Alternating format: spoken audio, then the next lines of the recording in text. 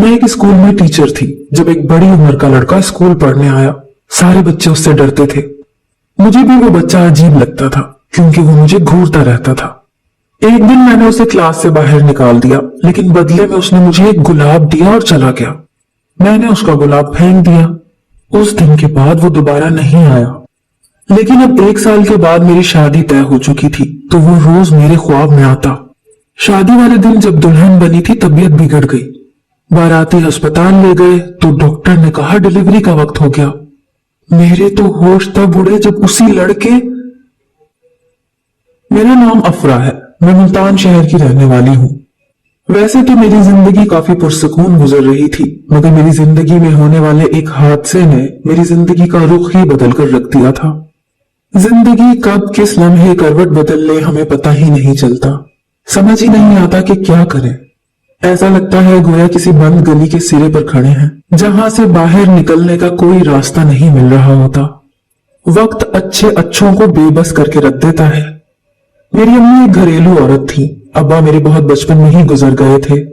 अम्मा ने जैसे तैसे करके मुझे पाला था। वो मोहल्ले भर के लोगों के कपड़े सी सी कर जिंदगी की गाड़ी चला रही थी। मुस्तकिल मशीन पर झुके रहने से उनकी कमर में अक्सर ही दर्द रहने लग गया था। उनकी नजर तक काफी हद तक कमजोर हो चुकी थी। मेरे और कोई बहन भाई तो थे नहीं, इसीलिए अम्मा का सारा लाड प्यार और उनकी सारी तवज्जो मेरे लिए ही थी। मेरी अम्मा ने मुझे बहुत नाजो नेम में पाला था। बेशक वो मुझे महंगे तरीन खिलौने नहीं दे पाती थी, मगर वो मेरा बहुत ख्याल रखती थी। उनकी बहुत ख्वाहिश थी कि मुझे बहुत पढ़ाएं लिखाएं। वो मुझे एक अच्छी जिंदगी देने की तलबगार थी। वक्त यूं ही गुजरता गया और वो अपनी उम्र से बहुत पहले ही बूढ़ी होती नजर आ रही थी। मुझे अपना दोदियाल बिल्कुल भी याद नहीं था। मेरी अम्मा ने भी कभी उनका जिक्र नहीं किया था। बस इतना पता था मुझे कि उन्होंने अब्बा के बाद अम्मा को तन्हा छोड़ दिया था। अब्बा ने अम्मा से पसंद की शादी की थी, जिसकी वजह से अब्बा के घर वालों ने उन्हें बहू की सूरत कभी कबूल न किया था। और अब्बा की वफात के बाद भी उनका रवैया हनूज बरकरार रहा था। मगर मेरा ननियाल यही इसी मोहल्ले में रहता था। हमारे घर से 3 घर छोड़कर मेरे बड़े मामू का घर था और उसके सामने वाला छोटे 2 मामुओं का, जो कि ऊपर नीचे पोर्शंस में रहते थे। हमारा भी घर अपना ही था। अब्बा ने अच्छे वक्तों में अपना घर बना लिया था और ये गनीमत था, क्योंकि अब्बा की वफात के बाद हमारी करीबी रिश्तेदारों ने जो सलूक रवा रखा वो निहायत हितक आमेज था। मेरी बड़ी मामी, वो तो वैसे भी मुझे और अम्मा को बिल्कुल भी पसंद नहीं करती थी, इसीलिए तो वो हमारा आना जाना बर्दाश्त नहीं करती थी। और छोटी मामी यूं तो मुंह पर तो कुछ न कहती थी, मगर पीठ पीछे पूरे मोहल्ले में अपने एहसानात बताती थी। एहसानात भी वो जो उन्होंने कभी किए ही ना थे। उन्हीं बेकैफ और कठिन दिनों में अम्मा ने सिलाई मशीन संभाल ली और अपनी और मेरी जिम्मेदारी पूरी करने का बेड़ा खुद उठा लिया। अम्मा के इस दानिशमंदाना और बहादुराना फैसले पर सब ही जल भुन कर रह गए थे, क्योंकि उनका ख्याल था कि अम्मा अपनी खुददारी भूलकर उनकी चाकरी करती रहेंगी। मगर अम्मा ने सबकी उम्मीदों पर जब पानी फेर दिया तो उन सब ने हमसे मेल जोल एक हद तक खत्म ही कर लिया था। वक्त गुजरता गया, मैं मैट्रिक में पहुंच गई थी। अब मुझे ट्यूशन लेने की जरूरत थी। बाकी सब मज़ामीन तो मैं खुद भी पढ़ लेती थी, मगर मैथ और फिजिक्स मुझसे खुद से नहीं पढ़ी जाती थी। मैंने जब अम्मा से इस बात का जिक्र किया तो उन्होंने कहा कि मैं मोहल्ले में तुम्हें ट्यूशन के लिए भिजवा दूंगी। हमारे मोहल्ले में एक लड़की थी, रानिया नाम की, जो मोहल्ले के बच्चों को ट्यूशन पढ़ाती थी। अम्मा मुझे उनके पास ले गई तो उन्होंने अम्मा से कहा कि ये सब्जेक्ट्स तो मेरा भाई पढ़ाता है, मैं नहीं पढ़ा सकती, मैं उसे बता दूंगी, वो पढ़ा देगा। तो अम्मा मान गई, मगर मैं थोड़ा हिचकिचा रही थी, क्योंकि मैंने तो आज तक अपने कजन से भी कभी बात नहीं की थी। मुझे मर्दों से बात करते हुए बहुत हिचकिचाहट होती थी, मगर अब मजबूरी थी कि मुझे पढ़ना था, बोर्ड के इम्तिहान थे। मैं अगले ही दिन से वहां ट्यूशन के लिए जाने लगी थी। रानिया बाजी के भाई फरहान सर शाम को मुझे और दीगर बच्चों को ट्यूशन देते थे। वो काफी अच्छे इंसान थे और बहुत अच्छे से समझाते थे। उनके पास मोहल्ले के बहुत से लड़के लड़कियां पढ़ते थे। शुरू में मुझे काफी मुश्किल हुई, मगर उनके पास पढ़ने वाले लड़के कतन बदतमीज नहीं थे, बल्कि वो सब शरीफ और अच्छे घराने के थे। तभी मुझे इस तरफ से तो सुकून हो गया था, वरना अगर ऐसी वैसी कोई बात हो जाती तो सब मुझे ही मोरद इल्जाम ठहराते। जिन बच्चों के सरों पर से वालिदैन में से किसी एक का भी साया उठ जाता है ना, तो उन्हें बहुत सोच समझकर हर कदम उठाना पड़ता है, क्योंकि उन्हें पता होता है कि किसी भी मसले की सूरत में उनका साथ देने के लिए उनके साथ खड़े होने वाला कोई नहीं होता। मैं भी ऐसी ही एक बच्ची थी। मुझे हर कदम फूंक फूंक कर रखना था। मैं किसी भी हाल में अपनी और अपनी माँ की इज्जत पर एक हर्फ भी नहीं आने दे सकती थी। अम्मा ने मेरी तरबियत बहुत ही आला असूलों पर की थी। वो नहीं चाहती थी कि कोई भी उनकी बेटी और उनकी तरबियत पर सवाल उठाए, मगर जिन लोगों की फितरत ही ये सब करने की हो तो उन्हें हम कभी भी नहीं रोक सकते। मोहल्ले वालों के मुंह से होती हुई ये बात जब मामी तक पहुंची कि मैं एक मर्द ट्यूटर से ट्यूशन ले रही हूँ, तो वो लम्हा जाया किए बिना मोहल्ले की बीबीसी के फराइज अंजाम देने लगी थी। कुछ ही दिनों में पूरे मोहल्ले वालों की जुबानों पर एक ही बात के चर्चे थे कि कितनी बेशरम हो गई है अफरा, जो एक मर्द से ट्यूशन ले रही है। ये सब करते हुए वो ये भूल गए थे कि उनके अपने घरों की बेटियां भी वहीं पढ़ती हैं। ये बातें होती होती मेरी अम्मा के कानों तक भी पहुंच गई थी और यहीं से उनके सब्र का पैमाना लबरेज हो गया था। वो सीधा मामी के पास गई और उन्हें साफ साफ कहा कि मेरे और मेरी बेटी के मामलात से दूर रहे, मगर मामी ने इस बात को भी अपनी अना का मसला बना लिया था। ये सब कहानियां जबान दर जबान गर्दिश करती हुई सरफरहान तक भी जा पहुंची, मगर उन्होंने मुझे कुछ भी न कहा। वो मुझे इसी तरह पढ़ाते रहे, मगर उनकी अम्मी को अब मैं चुभने लगी थी। इस सब की एक और वजह भी थी, वो ये कि मैं गैर मामूली हुस्न की हामिल थी और यही चीज सबकी आंखों में खटकती थी। जैसे तैसे करके मैंने मैट्रिक कर लिया था। अब तो मैंने को एजुकेशन में नहीं पढ़ा था, मगर आगे जिस कॉलेज में मैंने एडमिशन लेना चाहा था वो को एजुकेशन था। मगर फिर सबकी बातें याद करके मैंने गर्ल्स कॉलेज में एडमिशन ले लिया था। मैंने अपने ख्वाब रोंद दिए थे। मैं नहीं चाहती थी कि मेरे किरदार पर और मेरी माँ की तरबियत पर कोई भी हाथ उठाए। मैं दोपहर 2 बजे कॉलेज से वापस आती थी, तब तक अम्मा मेरे लिए रोटी तैयार रखती थी। दिन भर वो मशीन पर झुकी रहती थी। कुछ दिन से उनकी तबीयत बहुत ज्यादा खराब रहने लग गई थी। मैंने उन्हें बहुत कहा कि डॉक्टर के पास चलते हैं, मगर वो नहीं मानी। मैं उनकी तबीयत की वजह से काफी परेशान हो गई थी। मैंने कहा कि मैं मामू लोगों से बात करती हूँ, शायद वो हमारी कोई मदद कर दे, मगर अम्मा ने इनकार कर दिया, क्योंकि वो अच्छे से जानती थी कि वो अपनी बीवियों के इशारों पर चलते हैं, इसलिए वो हमारी कोई मदद नहीं करेंगे। अम्मा की रोज बरोज बिगड़ती हालत मुझे तशवीश में मुब्तला कर रही थी। एक दिन मैं कॉलेज से वापस आई तो अम्मा ने दरवाजा नहीं खोला।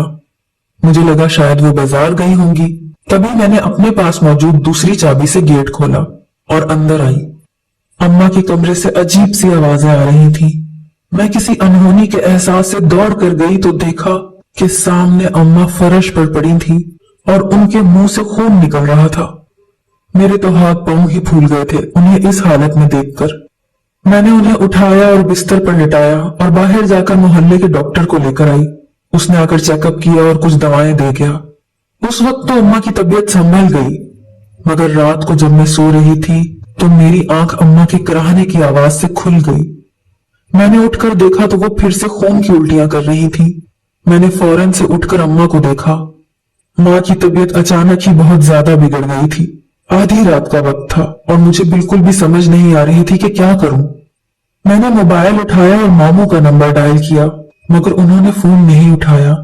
फिर मैंने छोटे मामू को कॉल की, उन्होंने भी कॉल नहीं रिसीव की। एक एक करके सबके नंबर मिला डाले, मगर किसी ने भी रिसीव नहीं की। माँ की बिगड़ती तबीयत के पेश नजर में भागती हुई बाहर गई और मामू लोगों के घर का दरवाजा बजाया, मगर किसी ने ना खोला। और उस वक्त उस मुश्किल तरीन सूरत हाल में मुझे और कुछ न सूझा तो मैं भागती हुई फरहान सर के घर की तरफ गई और उनका दरवाजा बजा डाला। कुछ ही देर बाद वो बाहर आए तो मुझे उस वक्त देखकर हैरान रह गए। मैंने उन्हें जल्दी जल्दी रोते हुए अम्मा की तबीयत के बारे में बताया तो वो फौरन से मेरे साथ आ गए। उनके पास अपनी गाड़ी थी। उन्होंने अम्मा को गाड़ी में डाला। मैं भी अम्मा के साथ ही पिछली सीट पर बैठ गई। अम्मा का सर मेरी गोद में था और वो बेहोश हो चुकी थी। फरहान सर ने तेजी से गाड़ी मोहल्ले से निकाली और अस्पताल के रास्ते पर डाल दी। मैं मुसलसल दुआएं कर रही थी कि अम्मा को कुछ ना हो। मेरे पास एक वाहिद यही मुखलिस रिश्ता था अगर मैंने उन्हें भी खो दिया तो मैं इस भरी दुनिया में अकेली रह जाऊंगी। कुछ देर बाद हम फरहान सर की फास्ट ड्राइविंग की बदौलत अस्पताल पहुंच गए थे। वहां जाकर डॉक्टर्स ने अम्मा को फौरन से इमरजेंसी में ले जाने का कहा। हम दोनों बाहर खड़े इंतजार और दुआएं कर रहे थे। मैं बेंच पर बैठ गई और चेहरा हाथों में छुपाकर रोने लगी।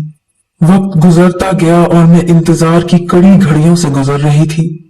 तभी फरहान सर मेरे पास आए और मुझे आवाज दी तो मैंने सर उठाकर देखा। उनके हाथ में चाय और कुछ बिस्किट्स थे। उन्होंने वो मेरी तरफ बढ़ाए और कहा कि कुछ खा लो, इस तरह तुम भी बीमार पड़ जाओगी तो अपनी अम्मा का ख्याल कैसे रख पाओगी। उनकी बात सुनते हुए मैंने उनके हाथ से चाय का कप थाम लिया। वो वहीं मेरे करीब ही बैठ गए।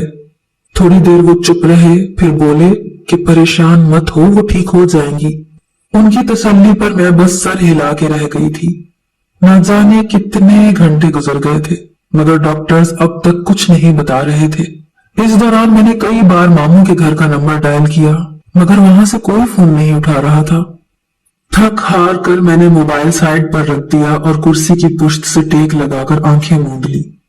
न जाने मुझे इस हालत में कितना वक्त हो गया होगा कि तभी डॉक्टर की आवाज से मेरी आंख खुली। शायद मैं गहरी नींद में चली गई थी। मैंने देखा कि सामने ही डॉक्टर और फरहान सर खड़े कुछ बातें कर रहे थे। मैं उठकर तेजी से उनकी तरफ बढ़ी। मुझे देखकर फरहान सर मेरी तरफ आए और बोले, तुम वहां बैठ जाओ, मैं डॉक्टर से बात करके अभी आया। फिर वो वहां से डॉक्टर के साथ उनके रूम में चले गए। मैं वहीं परेशान खड़ी रह गई कि न जाने मेरी अम्मा कैसी है अब। कुछ देर बाद वो वापस आए तो मैंने उनसे पूछा कि क्या हुआ, डॉक्टर्स क्या कह रहे थे। तो उन्होंने मुझे कहा, तुम पहले बैठो। मैंने कहा, नहीं, मुझे बताएं। तो वो कुछ देर चुप रहे, जैसे अल्फाज ढूंढ रहे हो। उनकी ये खामोशी मुझे किसी अनहोनी का एहसास दिला रही थी। फिर उन्होंने मुझे कहा, अफरा, हमारे साथ जो भी होता है उसमें अल्लाह की बेहतरी होती है। हम सब अल्लाह की अमानत हैं और एक ना एक दिन हमें उसके पास लौट कर जाना ही है। ये एक ऐसी तल्ख हकीकत है जो हम कभी नहीं झुठला सकते। इसलिए तुम्हें भी बहुत सब्र और हिम्मत से काम लेना चाहिए। डॉक्टर्स ने बहुत कोशिश की मगर वो तुम्हारी अम्मी को बचा नहीं सके। मैं जो दम बखुद उनकी बातें सुन रही थी, उनकी आखिरी बात पर उनके बाजुओं में झूल गई। उसके बाद मुझे कुछ होश न रहा। कब मामू लोग आए, कब अम्मा की मैयत को घर लाया गया। मुझे तो जब होश आया तो पहला ख्याल माँ का आया। मैंने फौरन से उठना चाहा तो मेरे पास खड़ी नर्स ने मुझे रोक दिया। कुछ देर बाद फरहान सर आए और डॉक्टर से बात करके मुझे अपने साथ घर ले गए। घर मेहमानों से भरा पड़ा था। हर तरफ अजीब सी उदासी तारी थी। मामू लोग भी अपनी अपनी फैमिलीज के साथ वहां मौजूद थे। उन्हें देखकर मेरे अंदर गुस्से की एक शदीद लहर उठी। मैं तेजी से उनकी तरफ बढ़ी और बोली कि अभी के अभी यहां से निकल जाए। मेरी माँ को जब आप लोगों की सबसे ज्यादा जरूरत थी तब तो आप लोगों ने एक कॉल तक रिसीव ना की। अब किस मुंह से यहां आए हैं। सबके सामने मेरे इस रवैये से उनके मुंह गुस्से से सुर्ख हो गए थे। फिर मोहल्ले की ही कोई औरत मेरे पास आई और मुझे लिए अंदर कमरे की तरफ बढ़ गई। मैं बहुत ही सदमे में थी मगर मैं जानती थी कि अब मुझे खुद को खुद ही संभालना है। माँ की तदफीन के बाद जब सब लोग जाने लगे तो सर फरहान मेरे पास आए और बोले कि अगर किसी भी चीज की जरूरत हो तो बिना किसी तकल्लुफ के मुझे बता देना। मैंने उनका शुक्रिया अदा किया। उन्होंने ही अब तक सारी भाग दौड़ की थी और अभी भी वो ही थे जो सब कुछ देख रहे थे। मेरे मामू लोग तो रस्मी तौर पर पुरसा देने आए थे और चले गए और ये अच्छा ही हुआ क्योंकि मुझे उस वक्त उन पर बहुत ही गुस्सा था। खैर, सब चले गए और घर बिल्कुल खाली हो गया। मैंने फरहान सर के चले जाने के बाद दरवाजा अच्छे से बंद कर दिया और अम्मा के कमरे में जाकर बैठ गई। अम्मा की यादें हर एक चीज में समोई हुई थी। समझ नहीं आता था कि क्या करूं, कैसे इस दुख को कम करूं। वो पूरी रात मैंने बुरी तरह रोते हुए गुजारी थी। माँ का ना होना गोया मुझे भरी दुनिया में तन्हा कर गया था। अपने रिश्तेदारों से मुझे किसी अच्छे की उम्मीद नहीं थी। सिर्फ अल्लाह ही मेरा मददगार था, बस उसी का आसरा था। मैं पूरा हफ्ता बुखार में रही थी। रो रो कर मेरी हालत बहुत खराब हो चुकी थी। मोहल्ले की औरतें मेरे पास आ जाती थीं, मगर वो भी कब तक देखती। फिर मुझे ही हिम्मत करके उठना पड़ा। मैं दवा लेने बाहर जा रही थी कि रास्ते में मुझे मामू मिल गए और मुझे देखकर बोले, क्या हुआ। मैंने कहा दवा लेने जा रही हूँ। उन्होंने कहा चलो मैं तुम्हें साथ ले चलता हूँ। उस वक्त मेरी हालत उनसे बहस करने की नहीं थी, इसलिए मैं उनके कहने पर चुपचाप उनके साथ चल दी। वो मुझे डॉक्टर के पास लेकर गए और मुझे दवा दिलवाई और साथ घर छोड़कर आए। मैं उनकी इतनी मेहरबानी पर हैरान थी। उस रात पहली बार मेरे दिल में उनके लिए जगह बनी थी। अब अक्सर ही वो मेरा ख्याल रखने लगे थे। मामी बहुत नाक मुंह चढ़ाती थी इस बात पर। दिन गुजरते गए तो मुझे एहसास हुआ कि अब मुझे रोजगार की भी जरूरत है। मामू का क्या पता कि वो कब अपने पहले वाले रूप में वापस आ जाएं और मुझसे दोबारा से बेगाने हो जाएं। इसीलिए मैंने अपने मोहल्ले के ही एक स्कूल में टीचिंग की जॉब के लिए अप्लाई कर दिया था। इसमें फरहान सर ने मेरी बहुत मदद की थी, क्योंकि ये स्कूल उनके ही एक दोस्त का था। इसीलिए मुझे ज्यादा तालीम ना होने के बावजूद भी वहां रख लिया गया था। फिलहाल तो मैं टीचर की असिस्टेंट के तौर पर जॉब कर रही थी। स्कूल का माहौल काफी अच्छा था, स्टाफ काफी मदद करता था मेरी। यहाँ मेरा वक्त काफी अच्छा गुजरता था। मैं शाम की शिफ्ट में पढ़ाती थी, इसीलिए कॉलेज जाने में कोई मसला नहीं होता था। मगर मैं घर आते आते काफी थक जाती थी और ऊपर से खाली घर मुझे काट खाने को दौड़ता था। मामू कभी कभार मेरा हाल पूछने आ जाते थे। मेरे कॉलेज के इम्तिहान थे कुछ ही दिनों में। फरहान सर ने मुझे तैयारी के लिए आने का कह दिया। स्कूल से फारिग होते ही मैं सीधा वहां चली जाती थी। मामी को जब इस बारे में पता चला तो उन्होंने मामू को भड़काना शुरू कर दिया। मामू ने उनकी बातों में आकर मुझे कहा कि तुम फरहान के पास आइंदा पढ़ने नहीं जाओगी। मैंने साफ मना कर दिया और कहा कि मैं जाऊंगी, जिसके बाद मामू गुस्से में वहां से चले गए और उन्होंने मुझसे बात करना भी छोड़ दी। दिन यूं ही गुजरते जा रहे थे कि तभी उन्हीं दिनों स्कूल में एक नया लड़का आया।